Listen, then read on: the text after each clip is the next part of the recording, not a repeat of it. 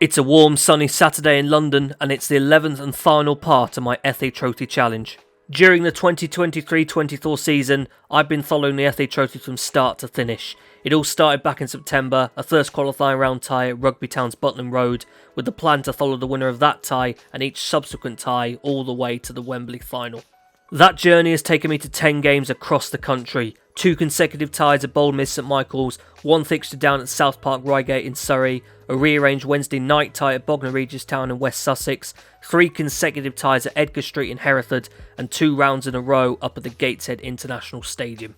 All those hundreds of miles covered have led to me being here, Wembley Stadium. There's really no introduction needed with Wembley. 90,000 seats, largest stadium in the country, one of the most iconic and recognisable anywhere in the world. The Wembley site has had a stadium in place since 1923, the Empire Stadium as it was originally known, which remained in use until 2000, holding multiple major cup finals and international tournament fixtures across its nearly 80 years of life. The Wembley in place today is its modern reincarnation. Took a lot longer to come than first planned, finally opening in the middle of 2007. It's returned to use since as the home of annual major cup finals and professional playoff finals, as well as being the regular home of the England men's and women's national teams. There's tournament pedigree, Champions League final pedigree, Rugby League pedigree, Rugby Union pedigree, NFL pedigree, the lot has happened here.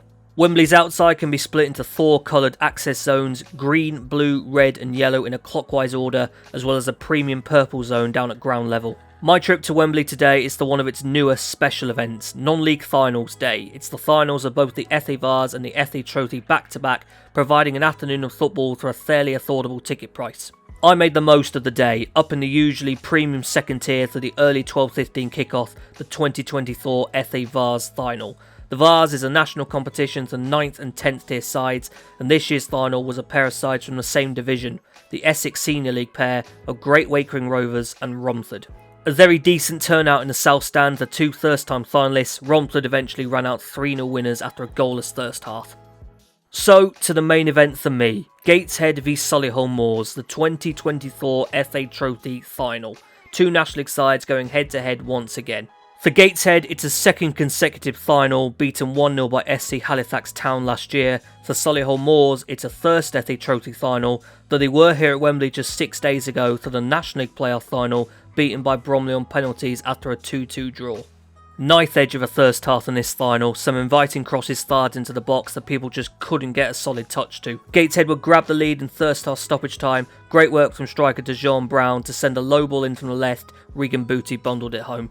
Solihull was straight out the blocks at half time, very close to equalising within minutes of the restart. That leveller came in the 69th minute, big striker Mark Beck arriving late in the box to put away a diving header. Very soon after, a golden chance for Solihull Moors' Joe Sabara, clean through on goal. He will not have enjoyed seeing multiple replays of that at Wembley. It stayed level, it stayed tense and extra time would be needed. The drama though just didn't stop. Another competitive period of football had a huge moment when Solihull won a penalty after a scramble in the box. Up steps Mark Beck, full of confidence for his second of the game. I'd had 2 of the 3 goals so far down in front of me and I got to see a third. Fantastic work from Tom Allen to send a lofted booty ball back across and a finish to Dejon Brown that he just couldn't miss. 2-2, after extra time we need penalties. This shootout went on and on. It was still like the eternal shootout at a point. The pair just kept cancelling each other out.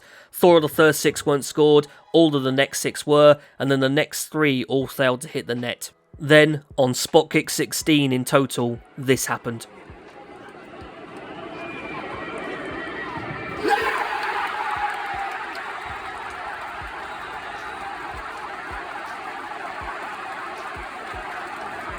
I'd seen Gateshead win both their quarter-final and semi-final. This was attempt 2 at winning the final and it finally paid off. This is the club that had been denied the chance to take part in this season's National League playoffs following stadium issues, but they've got a chance to celebrate at Wembley regardless. 11 games, 7 different grounds, 36 goals and a whole lot of fun. My 2023-24 FA Trophy Challenge ends with Gateshead winning on penalties.